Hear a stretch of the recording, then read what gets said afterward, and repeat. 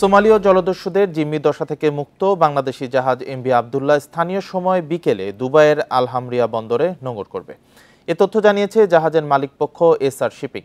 প্রতিষ্ঠানটির সিইও মেহরুল করিম জানান, জাহাজটি নিরাপদ জায়গায় যাওয়ার পর গতি বাড়ানোয় নির্ধারিত সময়ের একদিন আগেই বন্দরে পৌঁছাবে। বিকাশে কম খরচে ক্যাশ আউটের লিমিট বেড়ে 50,000, প্রিয় এজেন্টও 2টা।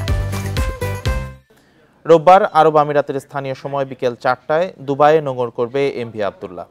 সেখান থেকে জাহাজটির দুজন নাবিক জেনারেল স্টুয়ার্ড মোহাম্মদ নুরুদ্দিন ও সেকেন্ড ইঞ্জিনিয়ার মোজাহিদুল ইসলাম চৌধুরী উড়োজাহাজে করে দেশে ফিরবেন।